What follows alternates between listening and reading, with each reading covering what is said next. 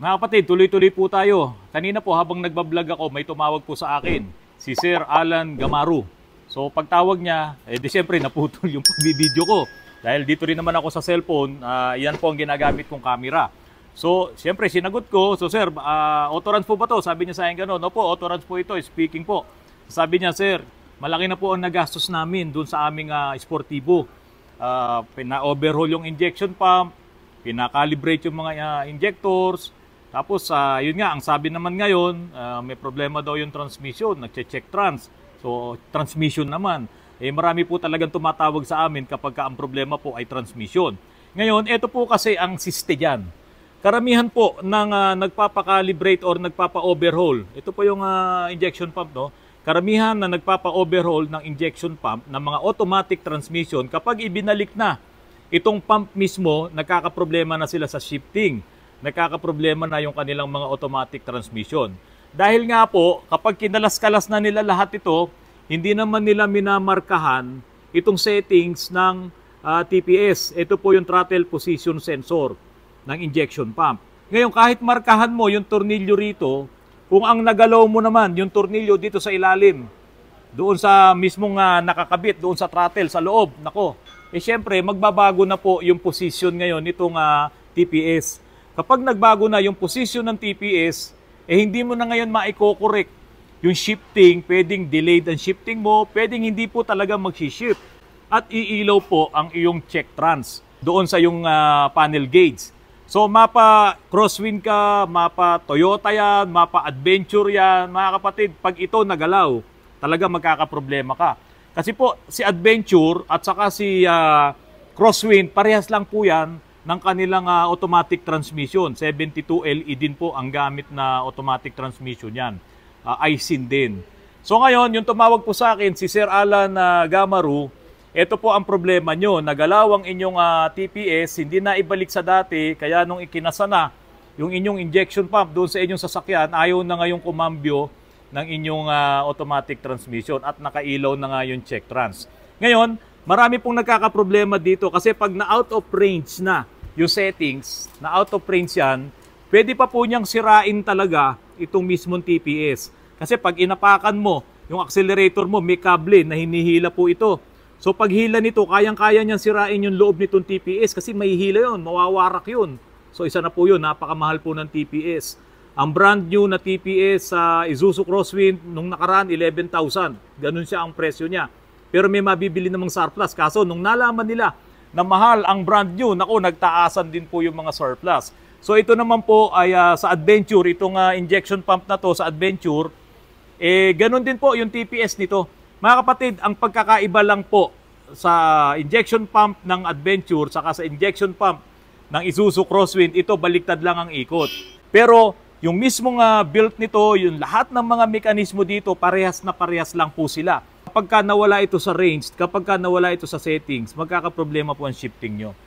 So, iba naman yung mga, siyempre, yung mga CRDI na, iba naman yung design nun. So, ang sinasabi natin, yung mga naka-injection pa para sa'yo, Sir Alan Gamaru. So, kung hindi mo madadala dito ang iyong sasakyan, ito ituturo ko sa'yo yung pinaka-simpleng pag-a-adjust ng TPS. Luwagan mo, yung dalawang tornilyo, ito. Hanggat maaari wag mong tatanggalin Ako tinanggal ko lang dahil ipapakita ko sa iyo mamaya yung posisyon nung mismong pinapasukan nitong TPS. So luwagan mo lang, i-adjust mo yan.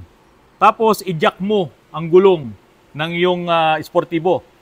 Itaas mo yung dalawang gulong, parang ganito. Yan, i-jack mo. Yung sigurado na hindi babagsak kapag tinetesting mo na yung hindi siya bababa. So dapat may kalso, may kalang talaga. Tapos lagyan mo pa ng kalso dito sa harap. So kung halimbawa kakalsuhan mo yan, lalagyan mo ng kalsong gano'n para hindi aabante Sir Alan. Okay.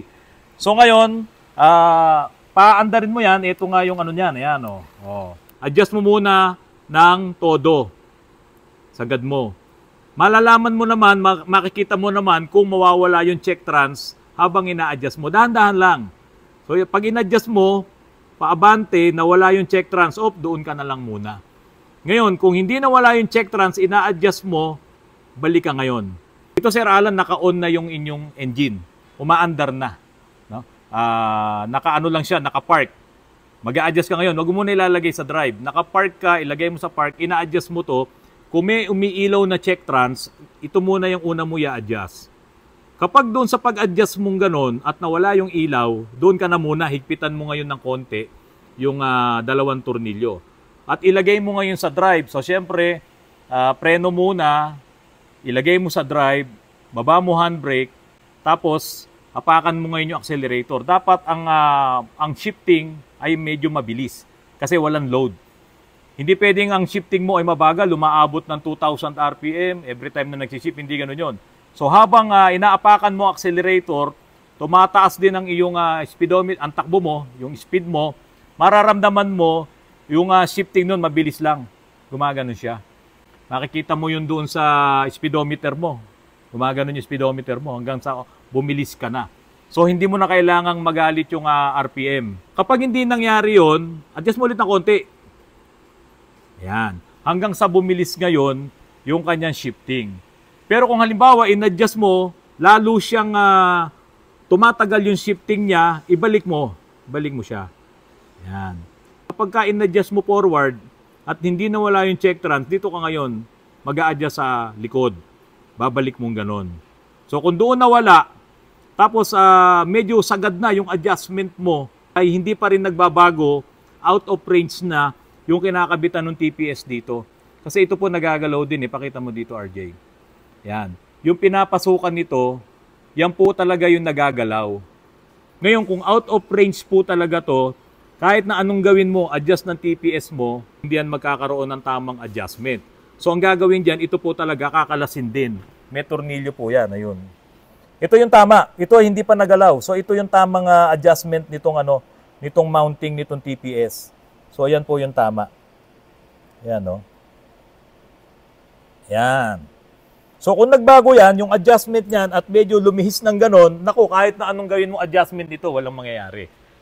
Ngayon, kapag naman naitama mo na yung adjustment nito, okay, babalik na ngayon yung magandang shifting ng iyong automatic transmission. Ngayon, ito pa po yung problema ng iba. Sasabihin nila, sir, yung po kasing yung sportibo ko, adventure ko, or kahit na ano pang mga sasakyan na ganito yung kanilang injection pump. Marami naman yung mga ganito eh. Pag inaapakan ko yung accelerator, nawawala yung check trans. Pag binitawan ko yung accelerator, nagche-check trans. Simple lang yun. I-adjust mo lang to, i-abante mo lang to. Yan. Kung halimbawa, kapag kasi inapakan mo, ito yung accelerator. Oh. Pag inapakan mo, gumaganyan yan. Yan. Nawawala daw yung check trans. Pag inapakan niya, nawawala yung check trans. Ibig sabihin, isalubong mo ng konti itong TPS mo. Salubong mo konting gano'n. Konting-konti lang. Kasi ito ngayon, pag inapakan mo, nawawala. Ngayon, dahil sa isinalubong mo, umadjust ngayon to ng konti, mawawala na yung check trans mo. So, bakit nangyari yun? Meron po talagang mga ganong case na nagbabago din talaga yung timplada, yung settings nitong ating TPS. Nagbabago po yan dahil sa naluluman na rin naman siya. Or pwedeng nagalaw po ito. Or pwedeng nung ginawa nga yung injection pump ay nagbago din yung mismong nakakabit dito sa linkage na to. So ito pa po, total nandito na rin lang tayo. Kapag naka-aircon, nanginginig po yung aking makina. Mula lang naman po yun nung in-overhaul yung nilinis yung aking injection pump. Ito naman po yun mga kapatid. Ito yung kanyang idle up. Yan. Ito po, kapag gumana yung aircon, hihigop dito, may vacuum, kasi meron namang itong actuator talaga, yung magpapagana doon sa opening-closing ng vacuum. Merong valve yun, na kapag gumana yung aircon mo, magkakabultahe yung actuator na yon, yung solenoid na yon, dadaan ngayon yung hangin, magpapass through yung vacuum. So pag hinigop niya to, hihilahin niya ngayon yan. Yan. Kapag po bunot yung hose dito, at talagang hindi ka makakaasa na umaangat ang idle mo. Ito nga po yun. Kapag po ito ay hinigop, pumapasok po ito. Yan. Kaya ito, kung buo ito, mapapansin nyo, kapag tinakpan ko to, kung buo yan, hindi ito basta-basta aabante. Kasi walang singaw. Ito, sira na rin. Kasi tinulak ko, umaabante pa rin siya. Ibig sabihin, sira na yung diaphragm sa loob. Kasi dapat ganun yan. Ito, wala na. Umaabante siya. Singaw na yun. So, kung sira na itong vacuum, itong itong actuator na to, hindi na rin gagana yung idle up mo. Yung kapag ka nag-aircon ka, hinihila niya, itinataas niya yung minor. Ganun po kasi ina-adjust niyang ganun, hinihila nito. Yan. Hinihilang ganun yan. Pag nag-aircon, hihilahin niya. Kaya tumataas yung iyong idle. Ngayon, kung gumagana naman, pag tinitingnan nyo, gumagana naman po eh. O, adjust ka ngayon dito. May adjustment siya dito. Yan, kung walang kayo ng, ito ay 7, yung size ito, 7mm. So, ang gagawin mo ngayon, luluwagan mo ito ng luluwagan para ito pumasok. Ayan. Pag inigpitan mo, aabante yan. So, lalong walang mangyayari. So, ito naman po yung sa aircon. Ngayon, halimbawa po, mga kapatid, bigla kang namamatayan ng makina. O tumatakbo ka, biglang namamatay. No? Parang pinatay mo sa susian. Ito naman yung problema. Baka sira naman ang iyong shut-off valve. So, ito yung shut-off valve. Ito po ay may supply na 12 volts. Ito yun. Ito yung galing doon sa ignition mo. So, yung supply na 12 volts na yan, kapag ito ay naputol, hindi nagagana ang iyong engine. Kasi maka-cut off yung supply ng diesel. Ito nga po yung kaya shut-off valve to. Pag tinanggalan mo to ng kuryente, ng voltahe, mamamatay ang iyong engine. Yun nga po yung sa susian. Kaya po pag ini-start mo ang sasakyan mo, doon pa lang sa ignition, may power na to. No? Para magkaroon ng supply ng fuel ng diesel, bumomba to at makapasok yung diesel doon sa loob. Ngayon, kung mapuputol to, natanggal to, nabuno to, o kaya sira yung fuse na nakakabit dito, hindi po talaga ang andar ang iyong sasakyan. Or, kung meron naman talagang voltahe, may supply at sira mismo itong valve, hindi na rin po aandar ang inyong sasakyan. E paano?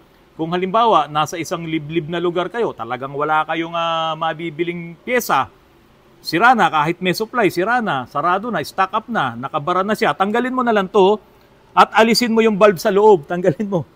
Alisin mo yung valve sa loob tapos ibalik mo ulit para hindi lumabas yung krudo kasi ilalabas yung krudo dyan eh. Yun nga lang, pag start mo kagad nung sasakyan mo, dire-diretso na yon.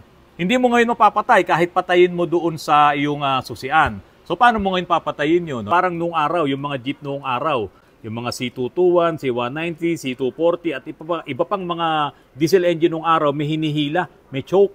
Yung choke na yon, haharang doon sa papasok na hangin, galing doon sa air cleaner, haharangan niya yon. Pag inarangan mo yun, kusang mamamatay makina mo. Kasi walang papasok na hangin, puro diesel lang. O di syempre, mamamatay makina. Wala na siyang mixture ng hangin at ng fuel. So ganun lang yun. Medyo delikado kasi yung ilalagay mo sa primera at bibitawan mo bigla ang clutch mo o kaya handbrake mo. Medyo delikado yun. E paano sa automatic transmission? Hindi mo pwedeng gawin yun. So ganun lang.